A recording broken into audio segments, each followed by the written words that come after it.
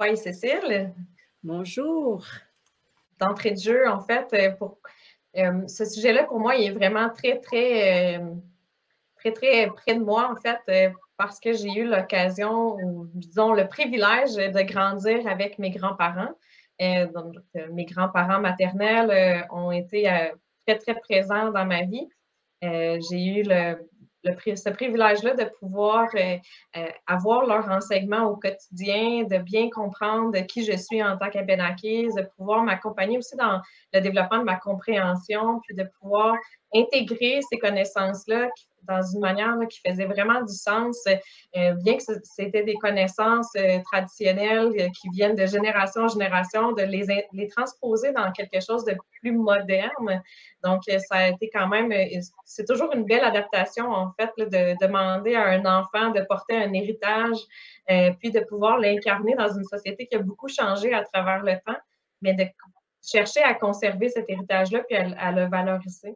Donc, pour moi, ça a été, je le dis souvent, puis c'est vraiment quelque chose que je prends le temps de dire et redire, c'est que ce lien-là avec mes grands-parents a été très fondamental dans qui je suis devenue. Et ça, c'est quelque chose que j'ai remarqué que c'est pas nécessairement tous les enfants à l'extérieur de chez moi, disons, qui avaient ce même privilège-là. Bien que pour moi, c'était quelque chose d'étonnant parce que je pensais que tout le monde avait ce même lien-là avec leurs grands-parents, que tout le monde les voyait à tous les jours. C'est vraiment en grandissant que je me suis rendu compte que c'était pas le cas, que c'était pas nécessairement autant répandu que je le croyais. Ouais, c'est effectivement, quand tu parles de privilège, je trouve ça vraiment intéressant parce que c'est un privilège affectif, culturel, de savoir nos racines, d'avoir ce lien au passé qui a été, le passé de la génération de nos grands-parents, mais aussi le passé bien plus lointain, ancestral. Mais ce que je trouve intéressant, c'est toi, en tant qu'Abénakis, tu l'as vécu ça, mais certaines, moi, je suis amenée à travailler avec des gens d'un peu partout dans le monde. Et donc, des cultures où l'intergénérationnel est très fort et des clivages, des cultures où, au contraire, il y a un clivage très fort et que chaque génération tente de s'affranchir des générations avant eux parce qu'ils sont dépassés, parce qu'ils ne savent pas la modernité, parce qu'ils n'incarnent pas un monde qui est actuel. Je le vis souvent quand je donne des formations interculturelles. Et je trouve ça très intéressant de se poser la question comment on voit d'une façon moderne, actuelle, dans notre vie quotidienne, ce lien aux ancêtres dans le sens aux personnes âgées dans notre lignée familiale, mais aussi dans notre lignée au niveau de notre communauté, qu'elle soit territoriale ou qu'elle soit culturelle. Et je pousserais même le fait que on évoque parfois aujourd'hui les études supérieures, que ce soit au Canada ou en Europe, qu'on essaye de limiter, de tronquer en retirant des matières comme la philosophie ou même parfois l'histoire ou des langues mortes comme le latin, parce que ça ne correspond pas au mercantilisme dont on voit le cadre pour la société. Et en fait, si on extrapole ça, si on ne garde que ce qui est utile, ben, comment se fait-il que un humain, pour certaines visions sociétales, c'est un humain qui apprend à faire des choses pour la société mercantile, et une fois qu'il est un peu trop âgé, on n'en a plus besoin, donc il devient à la retraite, alors que des sociétés différentes, comme les Premières Nations, ou d'autres cultures d'ailleurs, de par le monde, ont une vision complètement différente de cette lignée, de cette passation, de cet ancrage au territoire et de cette passation de connaissances par rapport à l'âge. Et tu faisais référence, hors d'onde, au fait que dans ta langue, c'est enfant ou adulte, mais il n'y a pas de mots spécifiques pour personnes âgées ou je trouve ça fantastique. Qu'est-ce que tu en penses, sur sur cette thématique-là? Dans le fond, dans la langue abénaquise, il n'y a pas vraiment un terme qui rejoint la définition plus courante d'une personne aînée ou d'une personne âgée. C'est plus comme quelqu'un qui a une certaine expérience, donc c'est pas vraiment c'est pas tout à fait, c'est pas disons, une traduction de mot à mot. Euh, Moi, je le voyais vraiment dans le sens où, justement, il n'y a pas de fin utile à un individu au sein d'une communauté. Donc, il n'y a pas nécessairement l'importance de faire cette distinction-là entre un adulte versus un aîné.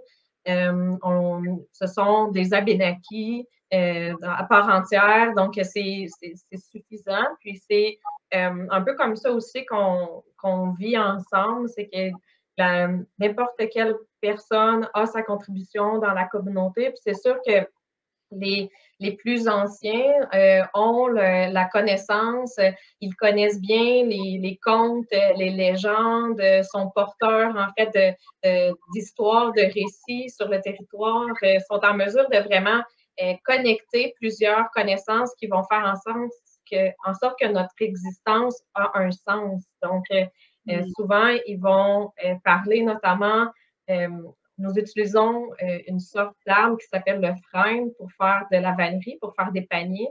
Euh, Ce frêne-là, en fait, selon la création du monde, la légende de la création du monde, nous avons été forgés dans le frêne. Donc, nous sommes issus de cet arbre-là. Et donc, les aînés nous rappellent souvent ce lien fondamental-là que nous avons avec cette essence d'arbre. Et donc, l'essence est extrêmement importante pour qui nous sommes.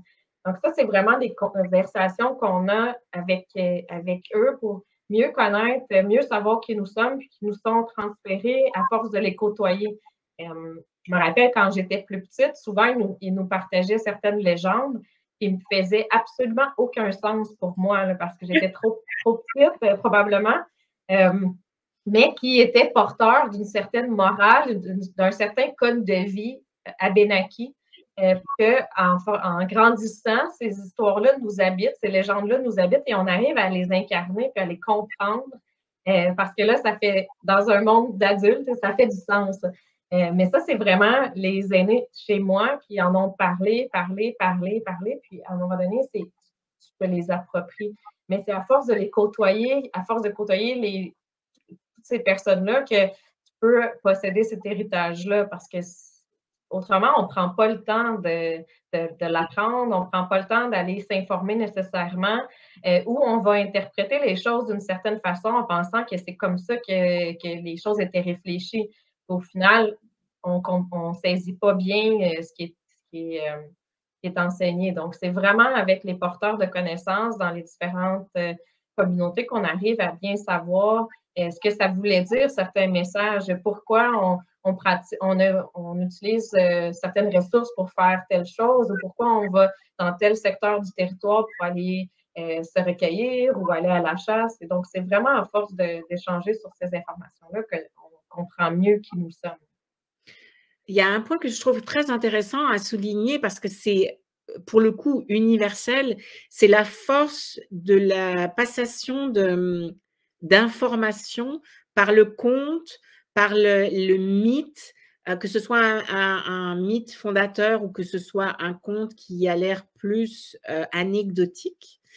Mais c'est comme si la force du conte, c'était, à mon sens, au niveau interculturel, des strates de compréhension. Tu disais si bien, quand tu étais enfant, ça n'avait pas de sens pour toi, mais en même temps, il y a une partie de toi qui l'intégrait, et il y a une maturation et à un moment donné, ça vient à notre conscience en disant: «Ah ben oui, je comprends».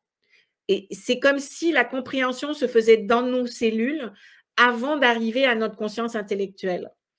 Et par exemple, ce lien entre l'aspect enfantin de l'enfant jusqu'aux personnes qui ont vécu plus longtemps sur la terre, je ferai une corrélation étrange, mais avec le Moyen-Orient, il y a une série de contes qui s'appelle Nasreddin. Nasreddin, il y a des références au Liban, au Maghreb, au Moyen-Orient, et c'est un pauvre paysan et il lui arrive tout un tas d'aventures.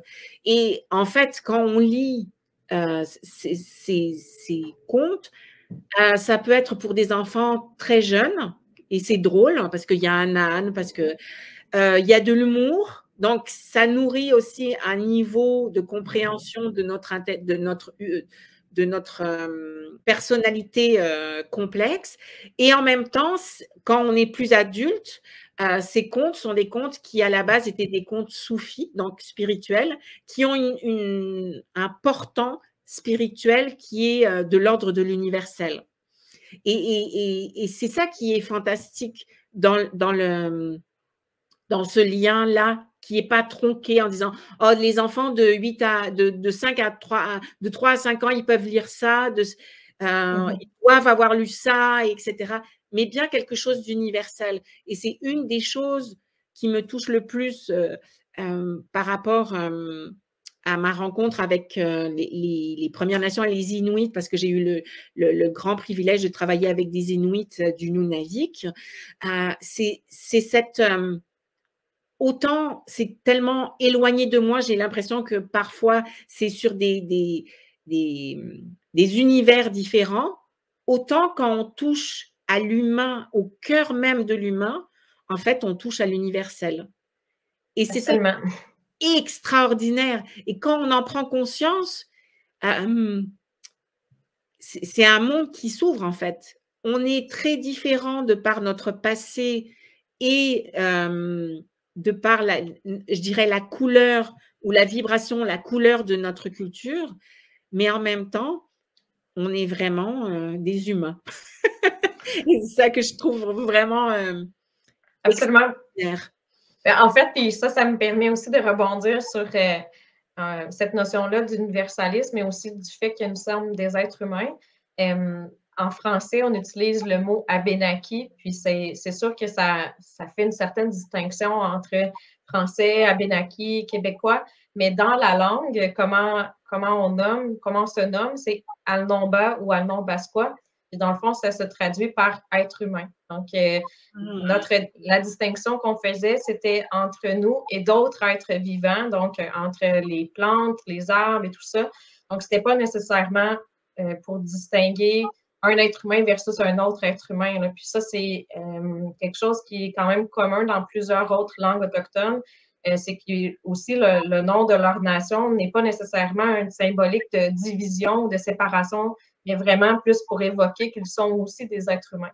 Donc, ça, c'est quelque chose que parfois on sous-estime, mais c'est extrêmement important parce que c'est comme ça qu'on rappelle notre place sur Terre, dans le fond. C'était vraiment pas pour créer plein de petits sous-groupes, c'était plus pour inscrire qui nous sommes en tant qu'individus. Donc, ça, c'est, encore une fois, c'est la langue qui nous apprend ces dimensions-là. Puis c'est quelque chose qui, pour nous, reste quand même une certaine préoccupation puisque la langue abénaquise, elle est très, très précaire, alors qu'on a beaucoup d'enseignements qui sont inscrits dans la langue, qui ne sont pas, qui ne peuvent pas vraiment se traduire en français ni en anglais. Faut vraiment bien comprendre la langue pour être en mesure de bien saisir les différents messages.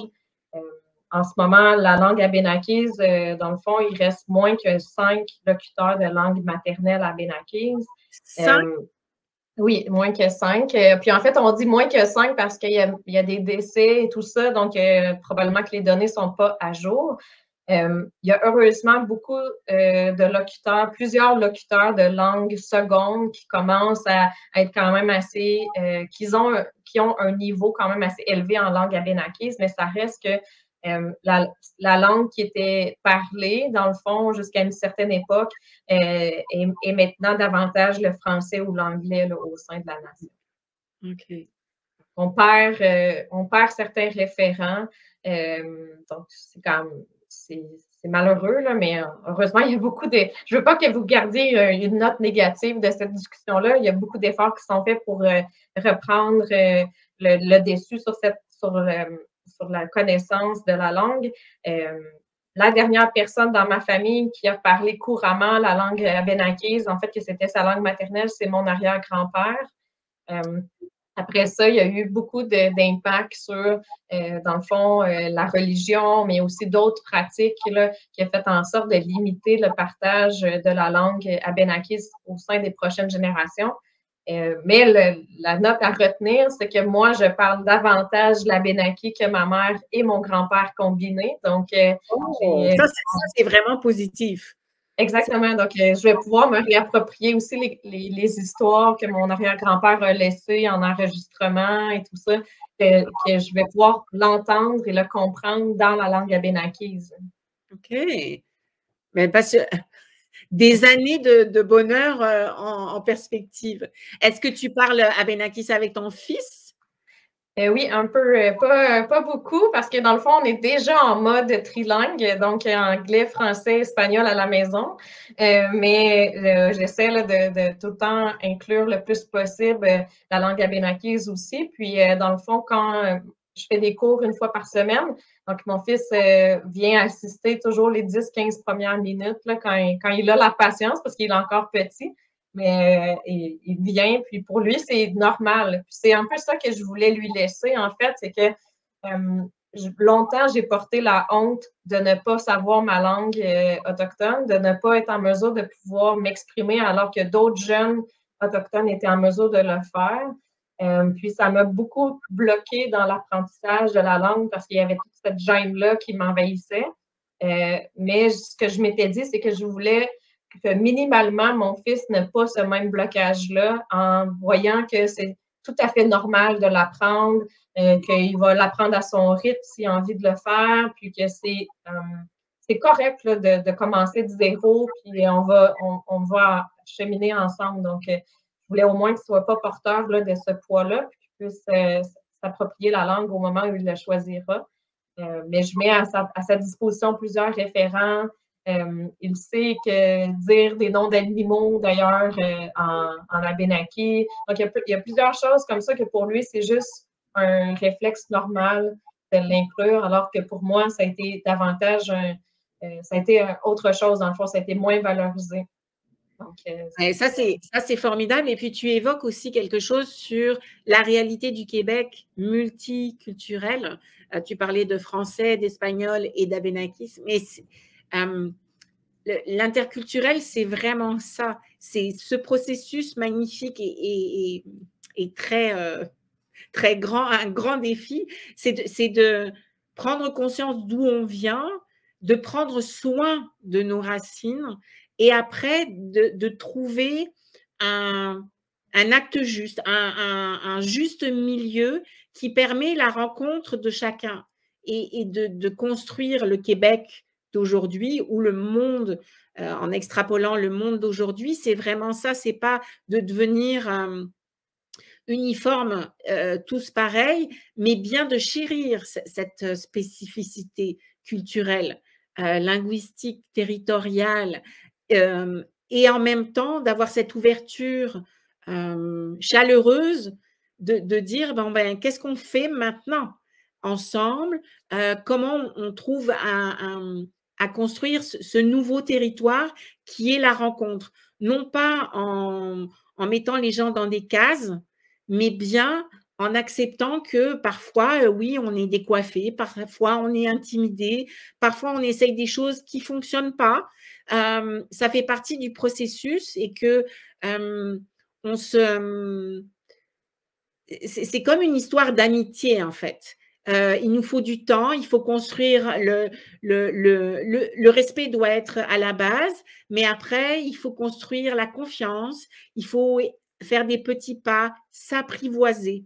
Et en fait, le processus fondamental de l'interculturel, c'est apprivoiser qui on est, d'où on vient et nos racines. Vraiment, tu parlais de honte. Et effectivement, par rapport à un sujet qu'on avait abordé dans une autre rencontre, c'était la décolonisation. À un moment donné, dire j'ai honte, c'est une chose, mais en même temps être complètement bloqué par cette honte, ça ne fait pas avancer notre réalité aujourd'hui. Prendre conscience de l'importance de ce qui s'est passé est primordial, quelle que soit la responsabilité des gens et des territoires et des gouvernements. Mais une fois qu'on a compris ça et qu'on a vraiment le regard neuf et transparent, l'interculturel, c'est vraiment de dire, OK, qu'est-ce qu'on fait ensemble, ici et maintenant? Et c'est vraiment cette acceptation d'apprivoiser une nouvelle réalité que nous sommes en train de construire ensemble. Donc, ce n'est pas de se flageller ou de trouver le méchant dans l'histoire, c'est d'être conscient. Et une fois qu'on a pris on a ouvert notre conscience à ce passé-là, de dire maintenant, c'est notre responsabilité finalement de le faire d'une façon, de construire le présent et l'avenir d'une façon généreuse au sens large du terme. Donc, absolument. Puis je pense que si je peux ajouter à ça, de là aussi toute l'importance de s'accrocher aux différentes langues qui sont parlées, parce qu'une fois qu'elle nous quitte ou comme nous, qu'elle nous file un peu entre les doigts, c'est très difficile de pouvoir se la réapproprier, mais se la réapproprier à un niveau où on va pouvoir la passer à travers les prochaines générations aussi. C'est pas le chemin que j'aurais voulu prendre de devoir réapprendre toutes les bases de ma langue, mais c'est le chemin dans lequel on est inscrit en ce moment. Mais je le conseille à personne. Je conseille à personne de laisser filer certaines langues parce qu'elles sont moins importantes ou elles sont moins utilisées ou ont moins de bénéfices qui sont connectés à ces langues-là. Vraiment, elles ont tous une richesse, puis elles sont porteuses d'histoire, porteuses de récits. Dans notre langue, nous avons des noms de lieux qui ont des références vraiment uniques, puis qui expliquent pourquoi on allait à ces endroits-là. Puis ça, si on les perd, on perd aussi tout cet héritage-là avec ces mots-là également. Donc, pour moi, en tout cas, c'est d'où là l'importance de sensibiliser. Je fais ce parcours-là, mais il y a d'autres langues qui sont aussi susceptibles d'avoir à prendre le même chemin. Donc, laissez-les pas partir. Le français fait partie d'une de ces langues-là aussi où on en parle quand même vraiment souvent. Donc, je suis tout à fait compréhensive et je vous lance en fait cet appel-là là, à chérir les langues qui existent en ce moment pour les propager là, aux prochaines générations. Merci Suzy. C'est très touchant et je me sens comme si on était sœurs en fait, on est sœurs parce qu'on est humaines. C'est ça qui est fantastique. Merci Absolument. beaucoup. Alors, on est.